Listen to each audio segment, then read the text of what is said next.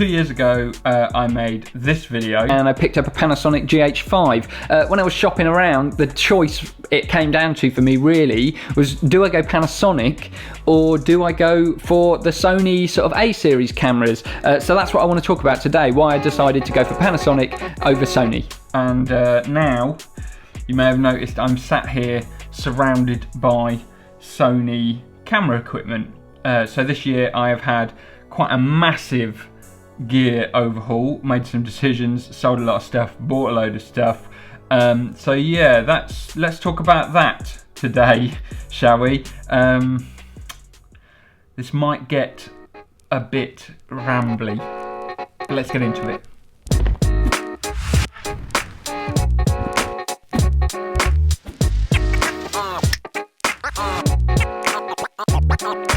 Hey friends, Will here, and today I want to talk to you about why, after 2 years of shooting with Panasonic equipment, I have made the change and gone into the Sony ecosystem, sold everything and swapped over to full Sony for all of my photography and video work. If you're new here, then hi, think about subscribing to the channel. I talk about cameras, photography, filmmaking, and my general journey as I learn filmmaking and photography.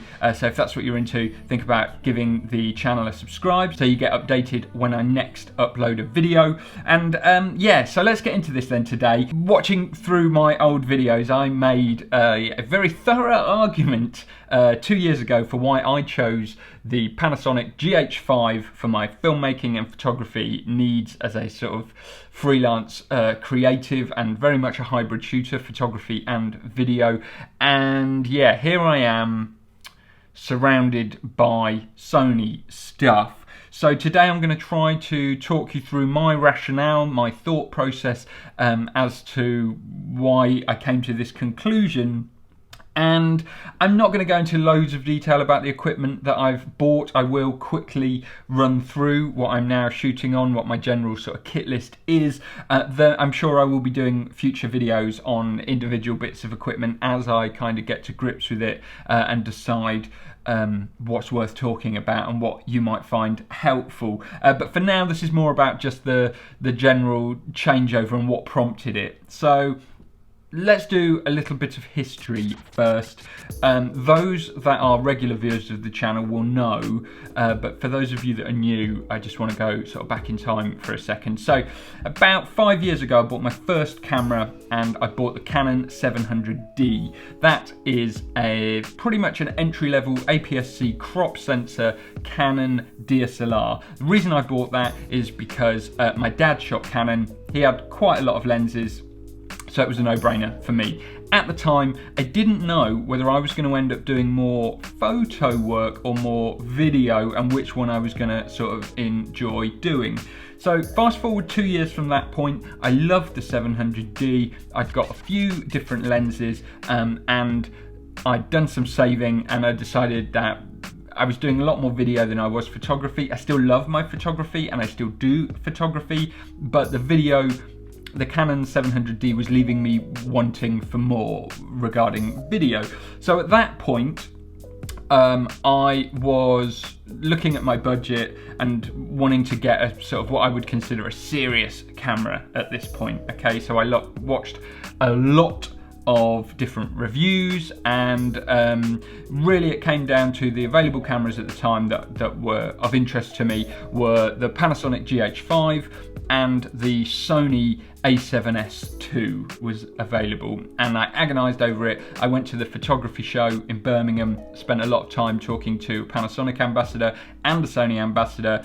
At the time, the Sony was quite a bit more expensive than the Panasonic, and the full frame lenses that were available for the Sony lineup were again quite a bit more expensive.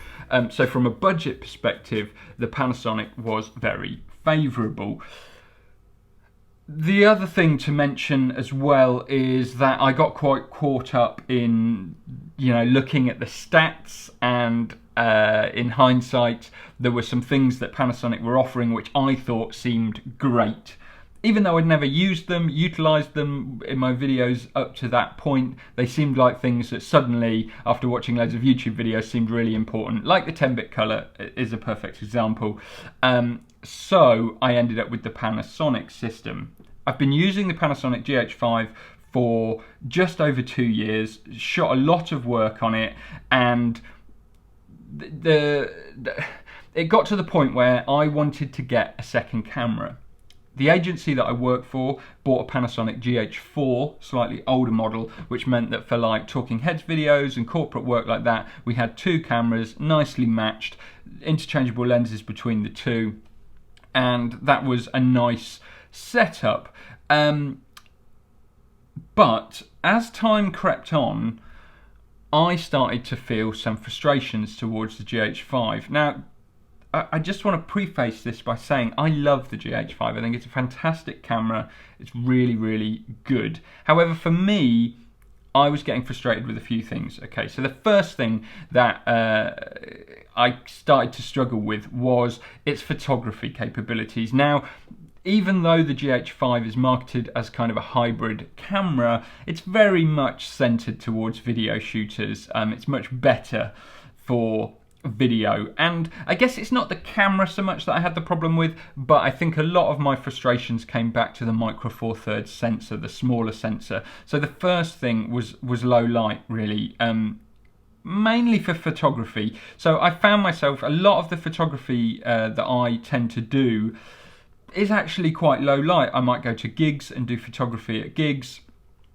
corporate events and conferences, which tend to be quite dull lit as well, and even just general kind of event photography. It seems to be that the events are quite often in quite badly lit areas, and I just was getting really frustrated with the low light capabilities of the GH5. It's well documented. I knew it going into it, you know, when I bought the GH5, but that was quite a frustration for me. So I found myself in a position where I wanted to get a second camera for myself, but also I kind of wanted something that was going to be more of a photography camera, and all of the options which were coming up were non-Panasonic. So then I had this situation where I had to decide if I wanted to buy either the Panasonic full frame S1, which again none of my lenses would fit with, or to step outside of the Panasonic ecosystem and look at a different camera. And this carries with it a relatively large pill to swallow, which is you have to maintain 2 lens systems if you're going to do that.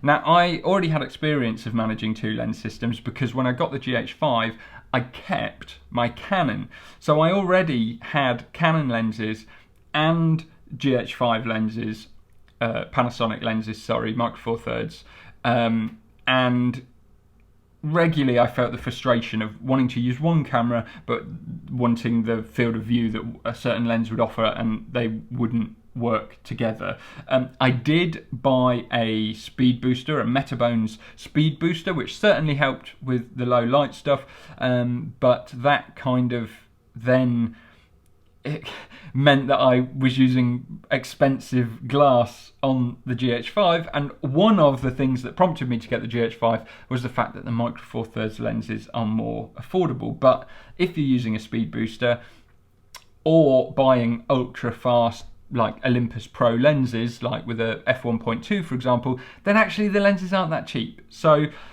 this kind of rationale started to crumble down as well. So I ended up starting to look at the Sony cameras just as to begin with. I was just looking for something that would be for photography, and at the time of recording this video, the A7 III, the Sony A7 III, which is the camera you're watching me on right now, is the cheapest it's ever been, under £2,000 for the camera. And I thought, I'm going to grab an A7 III with a view of using it mainly for my photography work. But as soon as I got it, I kind of felt like, actually, I'm now entering into this realm of having a load of Panasonic gear and lenses and now having the Sony as well, and still having the Canon, and I just thought, I was looking one day at all of my equipment on the shelf and just thinking, this is getting out of hand. I've still got so many scenarios where I haven't got the equipment that I need to serve the story or the purpose that I'm trying to achieve. But across the three systems that I had, I did have a lot of equipment and a lot of money's worth that I'd spent, but I didn't have this sort of streamlined setup. So at that point, I just started to have a look around, see what I could get for the GH5 on resale value and the lenses, see what the Canon would be worth and the few lenses I had for the Canon, and see if potentially it would be worth moving over to Sony for everything.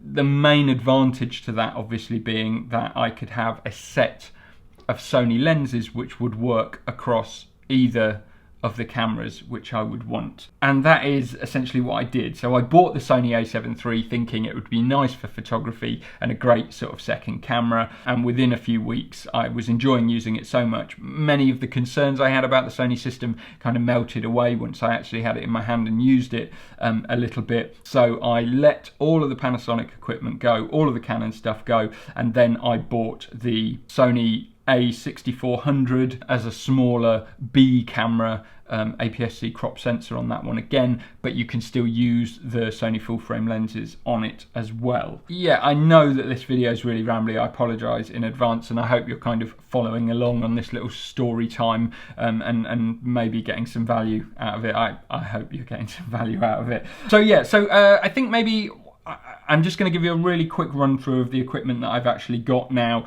You can see there's boxes galore here. It's been like Christmas every day with things arriving. So I've got the Sony A7 III as my main camera, that's what you're watching on now, and then I've got the Sony A6400 as a kind of B camera, which is also a little bit more portable, great for kind of vlogging kind of setups, and it's also got the flip out screen, which is nice for vlogging, and it doesn't have a record limit, so for sort of longer tutorials or stuff like that I do, then I don't have to worry about that either. So that's the two cameras that I've got, the A7 III full frame and the A6400 crop sensor, both E-mount, and then lenses at the moment. I've got the Sigma 24mm f1.4 prime, which is what you're watching me on now. This lens, I absolutely love this thing. So great for low light. It's quite wide, perfect for most of the YouTube videos that I do, you know, here at my desk. I will be using this lens for, because it's really good. Also, any kind of documentary stuff, I could just see this being a lens which offers quite a wide field of view, great in low light, and yeah, so I love this lens so far. So that's that one. Then I've picked up the Sony Zeiss 55mm 1.8 as a nice kind of portrait prime. Not the perfect portrait lens, obviously I could have gone for like an 85, but the versatility that comes with the 55 feels like a great lens to be using there. Then I've bought the Sony 90mm f2.8 macro lens, which is one of the sharpest lenses that you can get. Brilliant for product photography. Obviously the macro capability is a lot of fun, and I'm sort of getting into doing a bit more macro photography because it's something that I'm really interested in, but also quite a nice portrait lens as well. Actually, the sharpness on it is insane. The bokeh is so nice, so that is great. And then finally, is that finally? Yes, finally for now, I just grabbed super cheap Sony 16-50 kit lens, which is a tiny little pancake lens, with the view that if I'm using the 6400 as like a B camera, then just something small, light and cheap with a bit of range that I can put on. What I didn't want to do was buy something really nice for the 6400. I'd rather invest my money in the full frame lenses, but as a good lens to have on the 6400 most of the time, to give me like an overhead view for sort of product stuff or just a second angle, then actually that's a great little lens to do that. And I've got this best view monitor, this is the best view monitor, which is pretty nice. Mitigates some of my concerns around not having a flip out screen on the A7 III. And I also grabbed this. I use the Rode VideoMic Pro a lot of the time, but as I've now got a second camera, I figured that the Rode Video Micro would be a nice little mic to have as a secondary mic, but also for like vlogging and that sort of thing. So yeah, so that's what I've ended up with, and some observations for you. There's a few things about the Sony system which, before I was in it, seemed like massive hurdles to get over. I touched on this earlier, but essentially I'm really not experiencing too many challenges, you know, with the system. So what were the things about the Panasonic GH5 that I wasn't satisfied with? Firstly, low light performance. Found it really challenging, even with the speed booster, fast glass.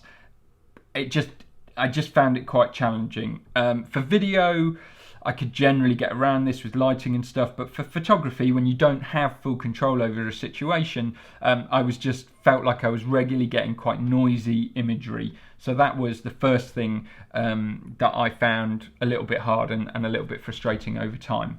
Second frustration was depth of field. Whilst I know that excessively blurry backgrounds are a sign of an amateur, some would say, I found myself in a lot of instances where I just couldn't isolate my subject as much as I wanted to. Even like now, sitting here, I've got my desk behind me, and I don't really want that desk to be fully sharp.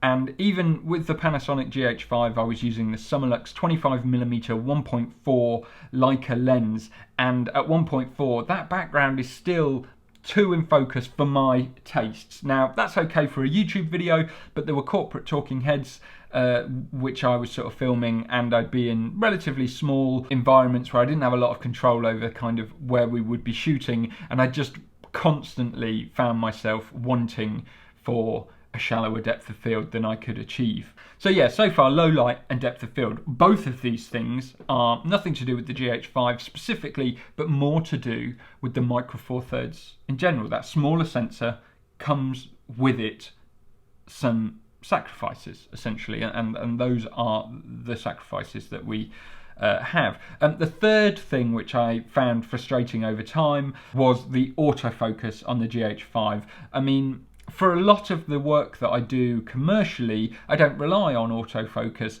but for everything I do on the YouTube channel, anything vloggy, even this video right now, to have a trustworthy, reliable autofocus is such a time saver and makes things so much easier. And so after 2 years of using the GH5, that started to become a little bit frustrating. They're really the main three things that I had. But that's not the only reason why I made the switch. So there's a few things about the GH5 that are amazing, and if as a filmmaker they are essential to you, then they really make those other things that I mentioned not particularly hard to swallow. So for example, the colour depth that the GH5 offers, the 10-bit colour, is so nice. I mean, the first time I shot something in 10-bit, coming from like the Canon particularly, it was insane. Getting it into Final Cut and pulling around the colour sliders was just like, oh my god, I can do so much with this footage, like from a creative point of view. And that was one of the things before I got the GH5 that I was really excited about, the extra colour depth that I would have. In reality though, that colour depth comes at a price, and that price is incredibly fast and expensive memory cards, or, to really unlock the capabilities of it, an external recorder, which again is not cheap. So I would say that 85 to 90% of the work that I did with the GH5, I ended up shooting in 8-bit. And then that begs the question, why am I sacrificing these other things which are causing me frustration day after day if I'm not even unlocking the capabilities that this camera can offer? Another one of those things was the slow motion, something I thought I would use religiously, the 4K 60 and the up to 180 frames per second in 1080. I just didn't really use them, actually. Most of the projects that I deliver, I'm still often delivering work in 1080, which means that the slow motion capabilities of the Sony cameras is actually absolutely fine for what I need. And I know that the purists among you will say that it's not as good a picture, and you are right, it is not. But is it good enough, is the question I found myself asking. And really the answer is yes, it is. The Sony 8-bit color for me is great. I mean, most of the work that I do is either this kind of setup where it's me and making YouTube videos, or it's kind of videos for social media, or it's kind of corporate videos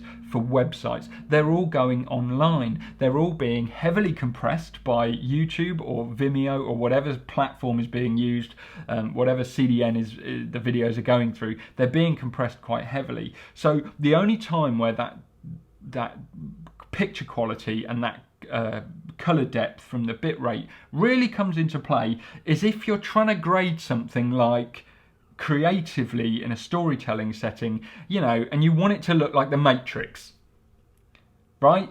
And then, yeah, you do want that flexibility in post to pull those colors around to achieve the look that you're trying to achieve. But actually, most of the work I'm doing, I'm trying to create pictures that are more true to life, or I'm adding a little bit of mood via a color grade. I'm not trying to shift from day to night. I'm not on the set of Dunkirk or 1917. So I just want to be able to add a bit of contrast, and most of my effort goes into getting these things right in camera straight away. So what stopped me buying Sony 2 years ago and choosing Panasonic instead, and what's changed in that time? Price was a factor. The A7S II, which was the contender at the time, was considerably more expensive than the GH5, and the lenses for Sony were considerably more expensive than the Micro Four Thirds lineup. That is not the case anymore. As soon as the A7 III came out for Sony, that was their sort of entry-level full-frame camera, and now actually that is comparable in price to the GH5. So I've been asking myself the question, if the A7 III had been on the table 2 years ago, would I have made a different decision? I don't know. I can't be certain. The other thing is battery life. A lot of people complain about Sony battery life. And again, the A7 III, and this goes for the newer R model Sonys as well, they've got the new improved battery. I must say I'm pretty impressed with the battery life on the A7 III. I don't find it a problem at all. But the A6400, on the other hand, which is my second camera, yeah, I can see why. The batteries on that are tiny. It feels like no sooner have I pressed record than I need to change the battery. So I can see why that would have been a frustration. For me, I'm only using that as a second camera, so I can deal with it. So that was something, battery life.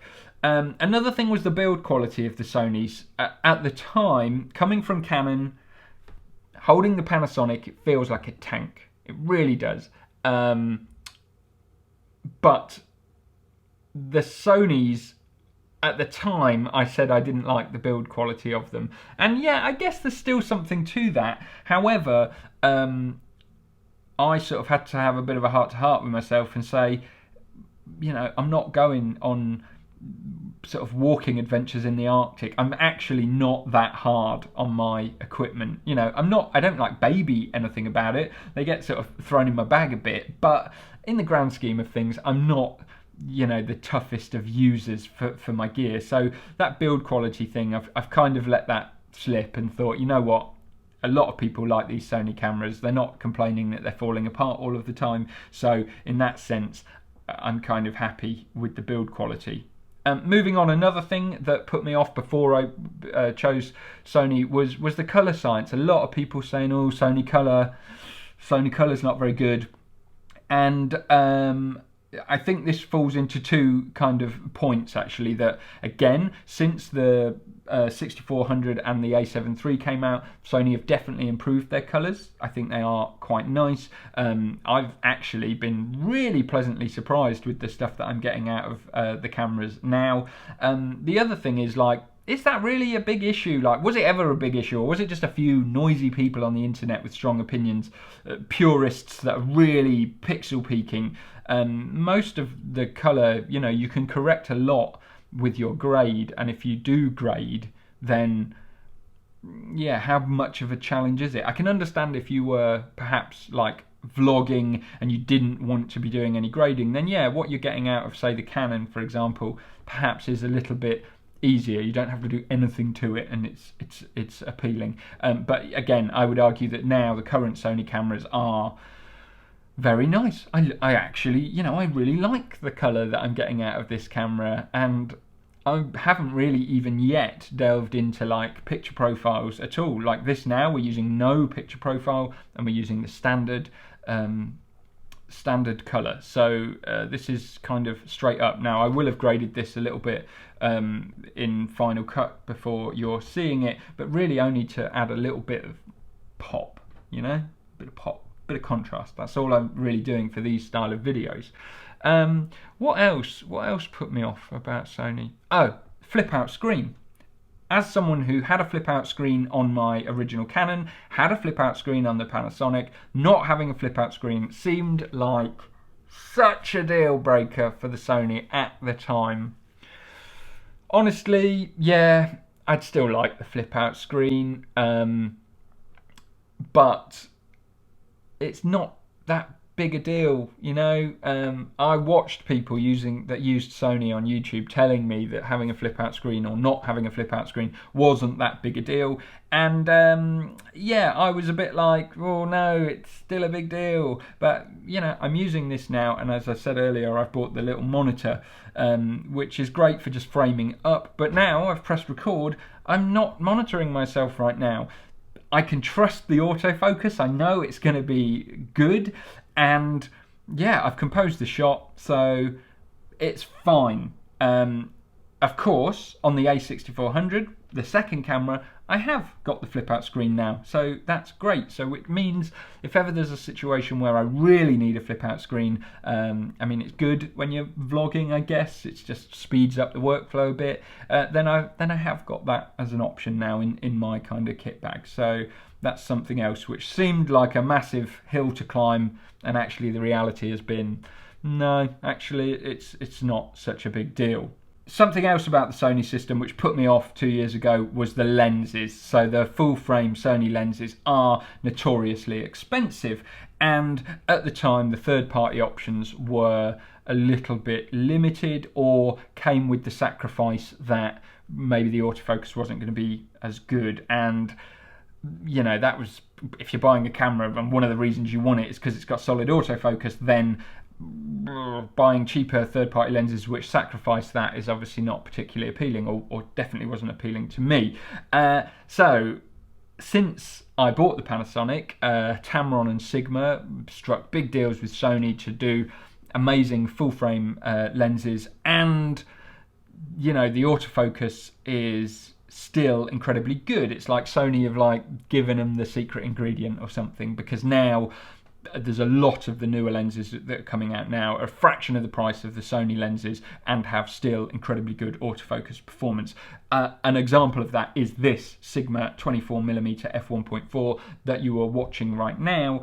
I'm using the autofocus on it. Is it quite as fast as the Sony G Master version? Probably not quite as fast, but is it still really usable and less than half the price? Yes, it is, and it's a great lens. So the price of full frame lenses now, there are options. There's a huge amount of options on the Sony infrastructure. In fact, I would go as far as say that you've actually got more choice than with the Micro Four Thirds lineup, more flexibility and more choice than you have with just the Panasonic and Olympus options for Micro Four Thirds, without going down the speed booster route, that is. which then you're looking at full frame lenses anyway, so that's kind of a whole other topic. One of the other things that put me off Sony 2 years ago was the bitrate, which I've already touched upon a little bit. So the Sony camera offers 8-bit colour, the Panasonic 10-bit colour. I was coming from an 8-bit camera and had convinced myself that the Panasonic 10-bit colour was going to be amazing and totally essential in my filmmaking workflow. Then I bought it, realised I didn't have a spare 500 quid to buy fast enough memory cards to shoot 10-bit for everything, realised that my 2016 MacBook Pro nearly blew up every time it was trying to process 10-bit colour, and suddenly I realised I could probably get by with 8-bit for most of the projects that I'm working on. Now, I'm quite happy with the 8-bit colour. Yes, it is more limiting. Does it really affect the day-to-day for the kind of content I produce? No, it's not actually that big a deal. Another thing about Sony which put me off at the time was the menu systems. Notoriously terrible. Yeah. Are they great? They're not necessarily the most intuitive menus, but they're perfectly usable, actually. 2 months with these cameras I've had now, and yeah, they're really, really usable. I was concerned that if someone put a Sony in my hand, I just wouldn't be able to use it because their menu systems were so complicated. And actually, the reality is, I mean, it's laughable, really, because outside of what I do on YouTube and the filmmaking stuff, that, you know, I work for a web design agency as a UX designer. I have a pretty good grasp on technology, right? I can work most things out, and the Sony cameras are no different. Are they quite as intuitive as Panasonic, Canon, etc.? Maybe they're not quite as intuitive, but what I'm really discovering is one of the reasons they're so big and deep is because the Sony cameras are offering a huge amount of functionality. Yeah, I have found that I've moved over to the Sony system and the menu systems really haven't been that bad. A small learning curve, I would describe it as.